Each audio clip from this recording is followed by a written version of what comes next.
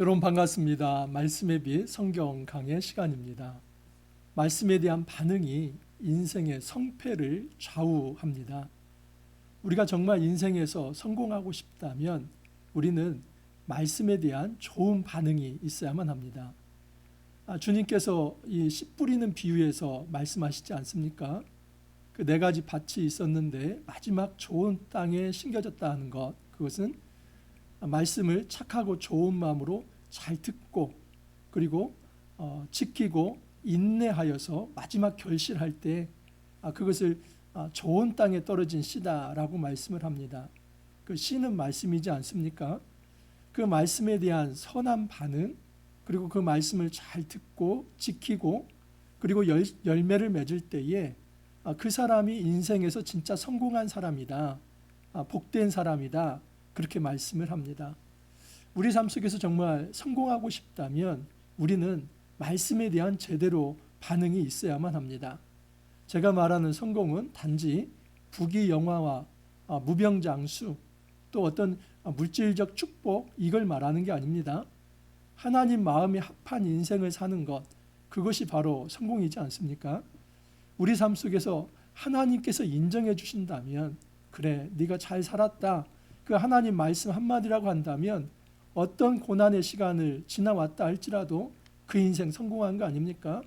그 인생 여러분 실패한 게 아닙니다.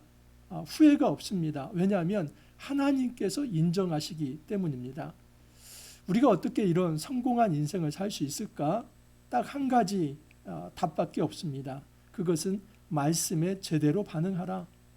하나님 말씀이 우리의 죄를 지적한다면 회개해야죠. 또 하나님께서 우리의 마음을 격려하신다면 고난 가운데서도 다시 툴툴 털고 일어서야죠. 이처럼 말씀의 인도를 받고 살아간다면 그 사람은 성공한 인생입니다. 예수님께서 이제 말씀의 빛으로 이 땅에 오십니다. 말씀의 빛, 너무 좋지 않습니까? 저희 교회 이름이 말씀의 빛 교회입니다. 이름 참 잘 지은 것 같습니다. 여러분, 말씀의 빛이 우리 삶을 비추어 올 때 우리는 자기 성찰 능력이 생깁니다. 그리고 자기 성찰 능력이 있는 사람만이 옳고 그름을 분별할 수 있고, 그런 사람만이 바른 선택을 하면서 하나님 앞에서 의로운 길, 정말 주님께서 원하시는 그 길을 갈 수 있습니다. 자, 오늘 말씀 이제 금요일 11장 27절부터 이제 토요일 54절까지 이틀치 말씀을 한번 같이 살펴보도록 하겠습니다. 27절 이하입니다. 이 말씀을 하실 때 무리 중에서 한 여자가 음성을 높여 이르되 당신을 뵌 태와 당신을 먹인 젖이 복이 있나이다 하니, 예수께서 이르시되 오히려 하나님의 말씀을 듣고 지키는 자가 복이 있느니라 하시니라. 어떤 사람들이 그 예수님의 어머니 마리아를 칭하겠죠.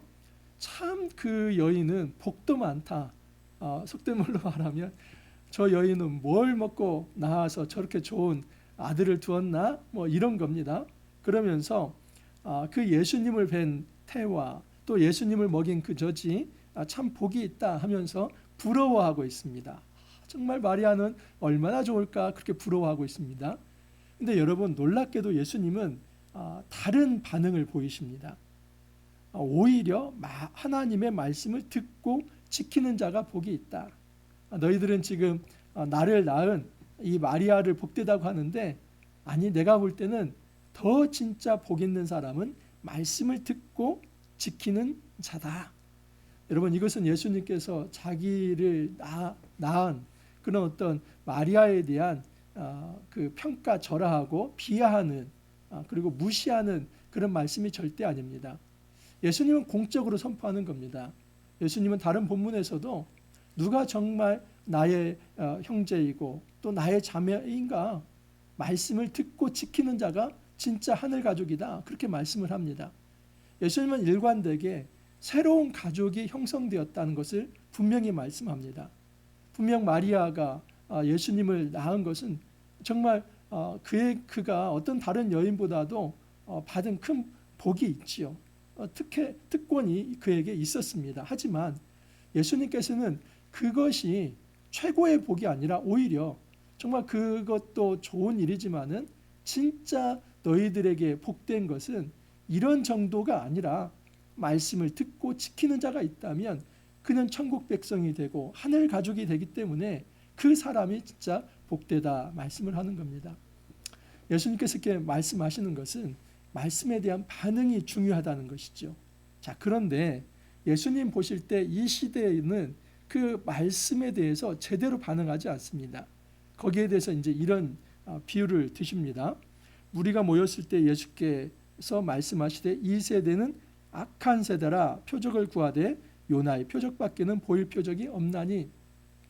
예수님은 이 세대를 향해서 악한 세대라고 규정을 합니다. 왜 그럴까요?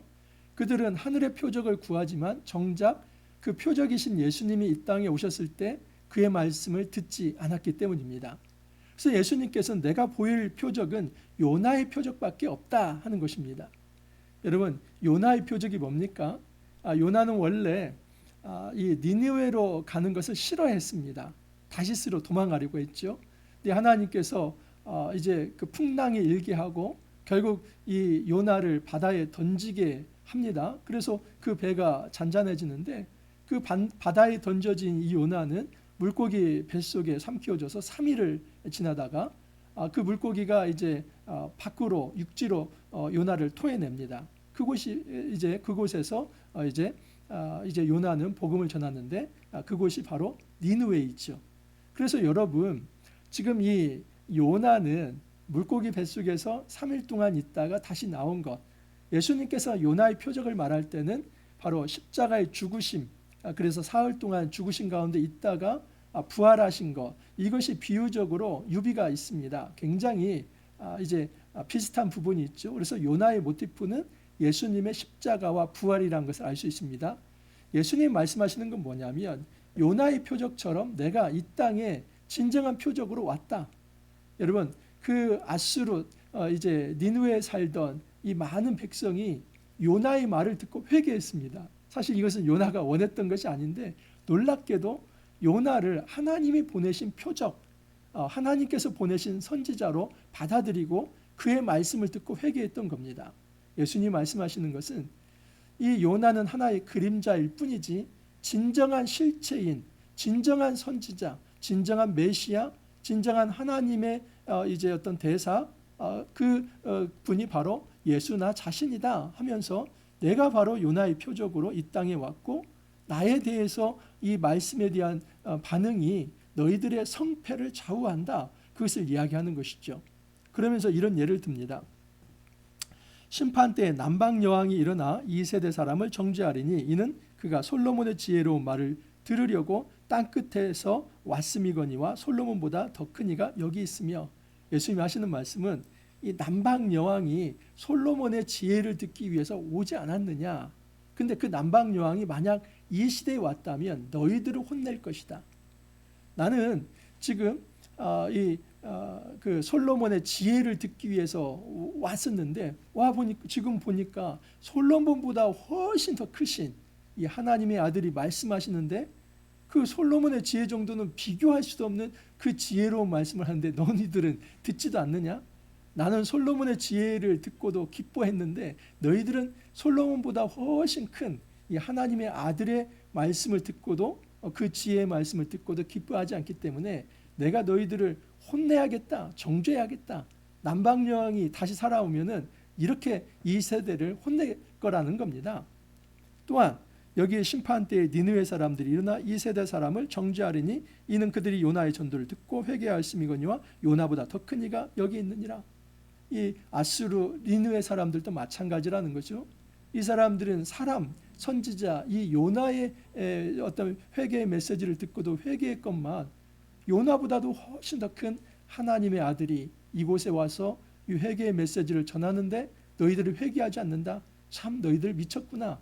이 니느웨 사람들이 일어나서 이 세대 사람들을 비판할 거라는 겁니다.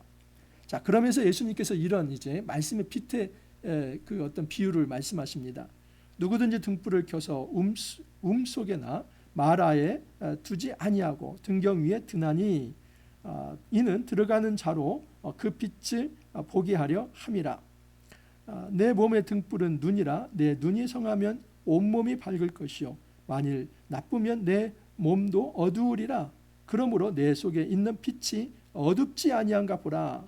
내 온몸이 밝아 조금도 어두운 데가 없으면 등불의 빛이 너를 비출 때와 같이 온전히 밝으리라 하시니라. 이 예화는 이전에도 말씀을 하셨죠. 많은 사람이 등불을 켜서 등경 위에 놓지 말 아래에 놓지 않습니다. 왜냐하면 말 아래에 놓으면 여러분 그 산소 공급이 되지 않아서 등불은 꺼져 버리죠. 등불의 어떤 목적은 비추는 데 있죠. 그래서 등경 위에 있습니다. 그래서 이 그 빛이 비춰지는 곳에 모든 어두운 것이 다 물러가고 밝아질 거라는 것이죠. 근데 우리 몸 중에서 이 등불, 빛과 같은 역할을 하는 게 눈이라는 겁니다. 그래서 눈이 밝은 사람은 그 마음도 밝아질 것이고, 그리고 그가 하는 모든 일에 있어서 이제 실패가 없을 거라는 것이죠. 실제로 그렇지 않습니까? 한번 실험을 해보십시오. 한 10분만 눈을 감고 이제 어디를 오가 보십시오. 아마 이곳에 부딪히고 저곳에 부딪힐 것입니다. 하지만 다시 눈을 뜨고 걸어가 보십시오. 그러면 시행착오 없이 그냥 너무나 확신 있게 이제 걸어가고 달려가고 앉기도 하고 일어서기도 하고 그렇게 할 것입니다. 우리 영의 상태에서도 영의 눈이 있다는 것이죠. 그래서 영의 눈이 밝으면 그 사람은 실패하지 않는다는 겁니다. 그렇다면 이 영의 눈은 무엇인가? 여러분, 말씀의 빛입니다. 말씀의 빛이 우리 안에 있으면 우리의 마음이 성찰이 되어서 밝아질 것이고, 그 마음에 이제 하나님께서 주신 성령의 말씀이 있다면 바른 판단을 하면서 우리가 실패하지 않을 거라 하는 것입니다. 말씀의 빛을 통한 이 성찰이 참으로 필요합니다. 그래야만 건강한 삶을 살아갈 수 있습니다. 이것이 바로 말씀에 대한 반응이죠. 말씀에 대한 반응은 말씀의 빛이 비춰올 때 거기에 온전히 겸손하게 엎드리는 겁니다. 회개하라고 하면 회개하고, 또 힘을 내라고 하면 다시 힘을 내고, 하나님의 말씀이 인도하는 그대로 살아가는 것입니다. 자, 그러나 이제 그 말씀에 저항하는 무리가 있습니다. 보면 한 바리새인이 있습니다. 그리고 율법사가 나오는데 37절 이하를 보면 예수께서 말씀하실 때에 한 바리새인이 자기와 함께 점심 잡수시기를 청함으로 들어가 앉으셨더니 잡수시기 전에 손 씻지 아니하심을 그 바리새인이 보고 이상히 여기는지라. 바리새인들은 사실 이 말씀을 듣고자 하는 마음들이 좀 있습니다. 이 산헤드린 공회에 두 파가 있다고 말씀을 드렸죠. 하나는 이제 사두개파, 하나는 바리새파입니다. 사두개파가 다수파입니다. 바리새파가 이제 어떤 소수파이지만 그래도 이 유대 민족의 그 많은 민중은 누구를 더 존경하냐면 바리새파 사람들을 존경합니다. 왜냐하면 바리새파 사람들은 정결법을 정말 칼같이 지켰기 때문입니다. 율법을 문자적으로 지킵니다. 그래서 율법에서 정하지 못한 것, 이 부정한 것은 만지지도 않고 가까이 가지도 않습니다. 그리고 실제로 그들의 어떤 정결 예식, 이제 밖에서 나갔다 들어오면 이제 손 발을 씻습니다. 이미 씻었다면 씻은 예식이라고 또 하면서 손을 올렸다 내리는 행위까지 합니다.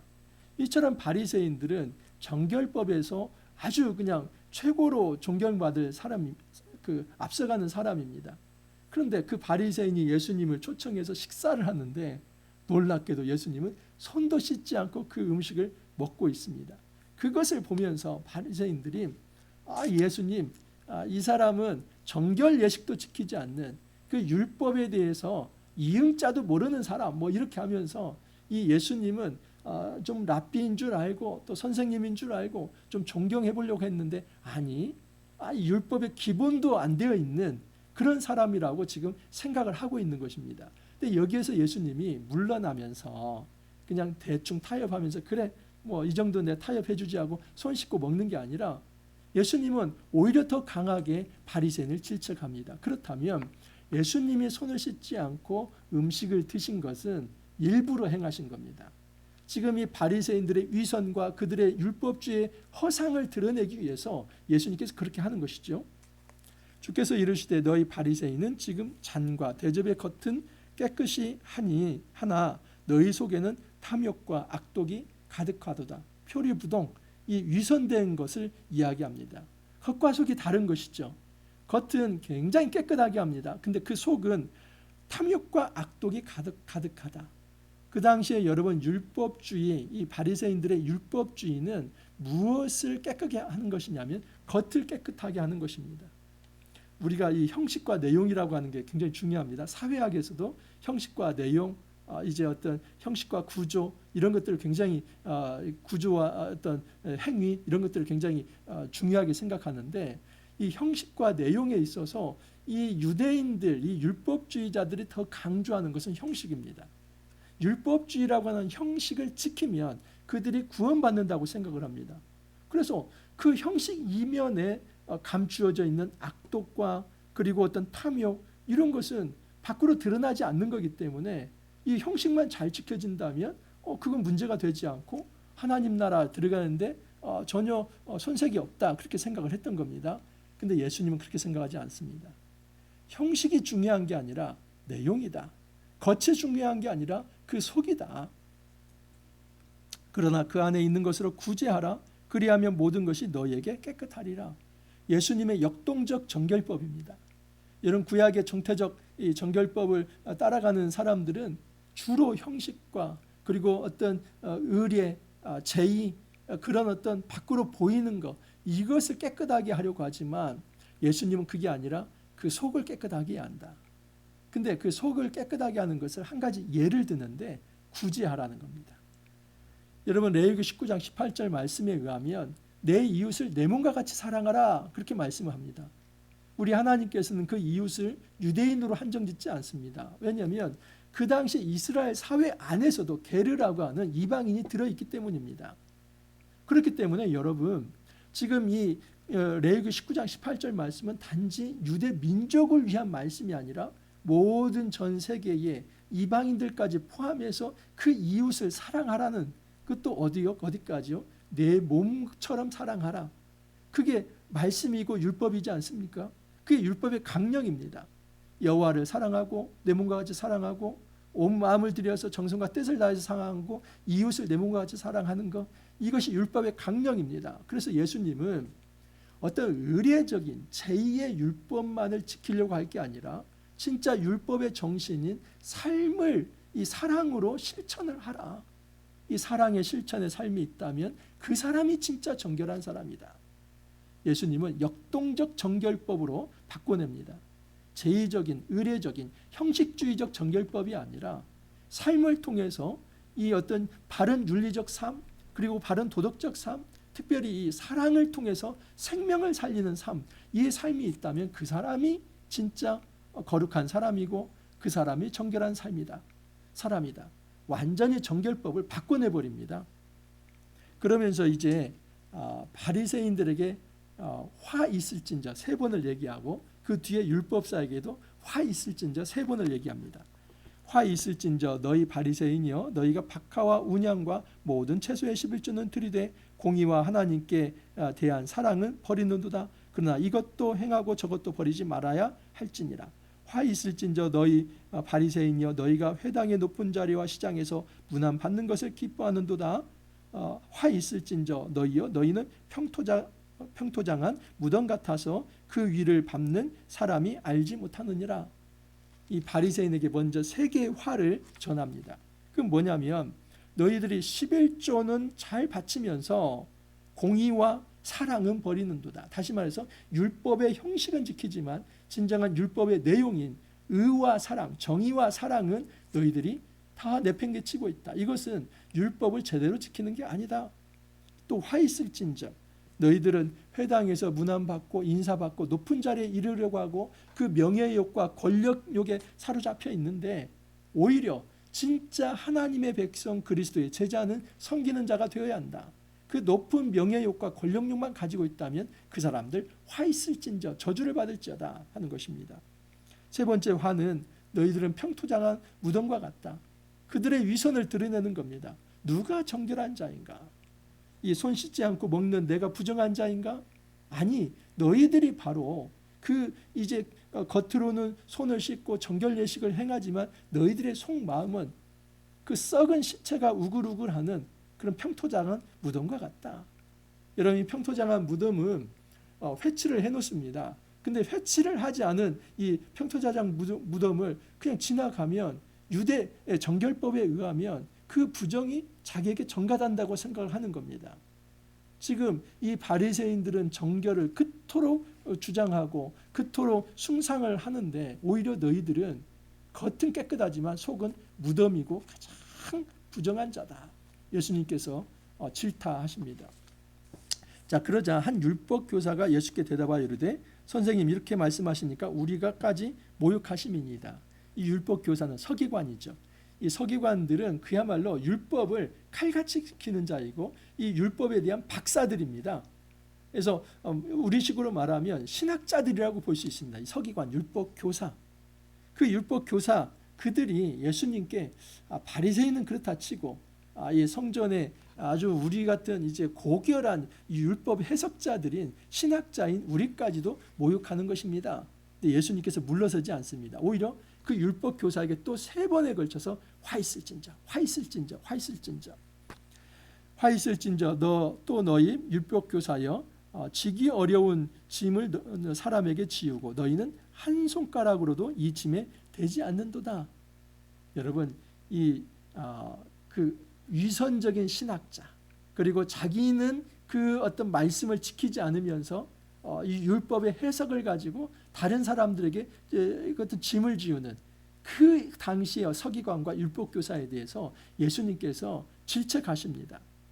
너희들은 율법을 해석해서 많은 사람에게 짐을 지우지만 이 율법의 짐을 지우지만 이렇게 행동해라 저렇게 행동해라 안식일은 이렇게 행동하고 성전에서는 이렇게 행동하고 또 뭐 먹을 때는 손을 씻고 안 씻고 그걸 다 짐을 지우지만 너희들은 한 손가락으로도 움직이려 하지 않는다. 이건 무슨 얘기냐면 정말 형식적 율법은 지키는 어떤 그런 것을 선포하면서 너희들은 그 율법의 더 빙산과 같은 이 빙산의 일각의 형식이라고 한다면 그 수면 밑에 있는 빙산과 같은 율법의 정신에는 단 한 걸음도 나아가지 않는 그런 위선자들이다. 예수님 질타하십니다. 화 있을진저 너희는 선지자들의 무덤을 만드는도다. 그들을 죽인 자도 너희 조상들이도다. 이와 같이 그들은 죽이고 너희는 무덤을 만드니 너희가 너희 조상의 행한 일에 증인이 되어 옳게 여기는도다. 여러분, 그 당시에 이 율법 교사 또는 이 바리새인들 종교 지도자들은 이 구약의 선지자들의 묘를 잘 관리했습니다. 근데 이것을 예수님께서 가지고 역설적으로 어떤 말씀을 하냐면 지금 너희들이 그 의로운 선지자들의 무덤을 잘 관리하는 것은 너희 조상들이 그 선지자들을 불의하게 죽였다는 것을 지금 증언하는 것이다. 그래서 너희 조상들은 의로운 선지자들을 죽였고 그리고 너희 그 조상들의 후손인 너희들은 이제 의로운 선지자들의 무덤을 관리하면서 너희 조상들이 잘못 살았다는 것을 지금 증명하고 있다. 그런데 예수님이 하시는 말씀은 뭐냐면 보아하니까 너희도 그 조상들의 어떤 잘못된 행위를 받아서 지금 이 시대에도 선지자들을 죽이고 있고 죽이려 한다. 그 마지막 선지자가 누구일까요? 예수님이죠. 실제로 이 바리새인과 율법교사들 특달같이 일어나서 예수를 죽이려 합니다. 그들의 위선이 정말 참된 선지자이신 예수님을 죽이려 하는 데까지 나아간다 하는 것을 지금 이야기하려고 하는 것입니다. 그러므로 하나님의 지혜가 일렀으되 내가 선지자와 사도들을 그들에게 보내리니 그 중에서는 더러는 죽이며 또 박해하리라. 곧 아벨의 피로부터 제단과 성전 사이에 죽임을 당한 사가랴의 피까지 하리라. 여러분, 이 아벨은 창세기 4장에 나오고 또 이 사가랴는 이제 역대하 24장에 나옵니다. 그래서 첫 순교자를 어떻게 보면 아벨로 볼 수 있고 마지막 선지자가 이 사가랴입니다. 우리 어떤 한글 개정의 어떤 성경은 제일 끝이 구약의 성경이 제일 끝이 말라기지만 유대 히브리어 성경은 이 창세기가 처음이고 제일 마지막이 역대기입니다. 그래서 역대하 24장은 마지막 선지자의 죽음이라고 볼 수 있죠. 사가랴의 죽음이. 그래서 너희 조상들은 처음부터 끝까지 의로운 선지자를 죽였다. 그런데 그것도 모자라서 이제 예수 하나님께서 보내신 진정한 선지자 나까지 죽이려 한다. 그 말씀을 하시는 겁니다. 화 있을진저 너희 율법 교사여 너희가 지식의 열쇠를 가져가서 너희도 들어가지 않고 또 들어가고자 하는 자도 막았느니라. 지식의 열쇠는 율법에 대한 해석이죠. 율법에 대한 해석권은 너희가 가지고 있으면서 오히려 너희도 들어가지 않고 들어가고자 하는 자를 막고 있다. 놀라운 역설인데 정말 말씀을 잘 해석한다고 해석을 해놓고 하나님 나라에 들어가려고 하는 사람을 그 해석으로 막아버리고 그리고 자기 자신도 하나님 나라에 단 한 걸음도 들어가지 못한다는 것이죠. 이것이 율법주의 해석의 한계입니다. 여러분, 우리는 구약 성경이나 신약 성경을 이 율법주의적 해석을 가지고 이 성경을 들여다보면 안 됩니다. 율법의 정신인 진짜 그 안에 참된 정결을 이루어내는 것이 의와 사랑을 실천하는 것입니다. 그 형식에 빠져서 그 강도 만난 자를 내버려 두는 것은 그 정결 예식에 대한 형식 때문에 생명이 죽어가는데도 그 생명을 방치하는 것은 그 율법의 사랑의 정신을 그것은 이제 잃어버리는 거다. 예수님께서 말씀하시는 게 바로 그것입니다. 우리가 이 땅에서 말씀에 반응하며 살아간다는 것은 여러분 예수님이 하신 말씀에 순종하며 살아가는 것이죠. 말씀의 반응이 인생의 성패를 결정합니다. 내가 정말 성공하고 싶다면 예수님의 말씀 앞에 서야만 합니다. 말씀이 육신이 되어 우리 가운데 거하심에 예수님 자체가 말씀입니다. 예수님이 이 땅에 말씀을 오심으로 하나님 나라가 실제가 되었습니다. 그래서 이 땅에서 우리가 하나님 나라를 맛보고 살아간다는 것은 말씀에 순종함으로써 성령이 주시는 은혜를 체험하며 살아가는 것을 이 땅에서 우리가 하나님 나라 백성으로 살아가는 것이다 라고 말할 수 있습니다. 여러분, 율법의 형식주의에 갇히지 않기를 바랍니다. 물론 예수님께서는 그 형식도 중요하다고 합니다. 예를 들어서 주일날 예배 때에 공동체가 함께 모여서 예배하는 것, 이건 예배의 좋은 형식이죠. 예수님은 그것도 중요하다 하지만 그 예배와 함께 그 옆에 있는 지체들을 섬기고 사랑하는 이 율법의 진정한 이 긍휼과 구제와 인애를 베푸는 이런 정신이 또한 훼손돼서는 안 된다는 것을 말씀을 합니다. 여러분, 우리가 말씀에 반응하기를 바랍니다. 하나님을 사랑하라. 내 이웃을 내 몸과 같이 사랑하라. 이 두 가지입니다. 사랑이 바로 말씀에 대한 제대로 된 반응입니다. 하나님을 사랑하고 내 옆에 있는 지체들을 사랑하는 것. 그 사랑 안에 공의까지도 다 포함이 되어 있습니다. 더러운 방식으로 그냥 세상의 어떤 불의를 눈 감아주는 것이 사랑이 아닙니다. 때로는 잘못한 것에 대해서는 질책하면서 그러면서도 끝까지 그 형제가 다시 돌아올 때까지 기도하는 이것이 진정한 사랑이지요. 예수님은 말씀에 반응하라고 합니다. 내가 너희들을 천국 백성으로 불렀고 이제 그리스도의 제자로 불렀는데 말씀에 반응하라. 말씀에 제대로 반응하는 자는 참된 복을 누리며 그들이 진정한 천국 백성, 하늘 가족이 될 것이다. 나를 먹인 태와 나를 먹인 젖이 복이 있는 게 아니라 말씀을 듣고 행하며 참된 열매를 100배, 60배, 30배로 맺히는 그 사람이 진정한 복이 있는 사람이다 말씀을 합니다. 여러분, 우리가 말씀에 제대로 반응하면서 천국의 복을 날마다 누리고 살아갈 수 있기를 간절히 소망합니다. 함께 기도합니다. 주님, 감사합니다. 우리 삶 속에 말씀의 빛으로 찾아와 주시니 감사합니다. 우리가 이 빛이 비춰질 때에 스스로 암막 커튼을 치지 않게 하옵소서. 우리의 마음의 문을 활짝 열어서 말씀의 빛을 받아들이게 하여 주셔서 우리의 더러운 것들을 살피며 그 더러운 것들을 다 쏟아내며 이제는 하나님의 말씀과 성령으로 우리 가슴을 잘 채워서 우리의 삶이 또한 사랑과 공의를 드러내는 그 거룩한 삶, 경건한 삶이 되도록 주님 이끌어 주옵소서. 주님 감사하옵고 예수님 이름으로 기도하옵나이다. 아멘. 또 한 주가 휙 지나갔습니다. 저도 이번 한 주 참 하루하루 그렇게 견디면서 지나간 것 같습니다. 또 여러분 주말 잘 보내시고 또 재충전하시고 또 주일날 꼭 예배 잘 드리시고 월요일날 다시 찾아뵙도록 하겠습니다. 감사합니다.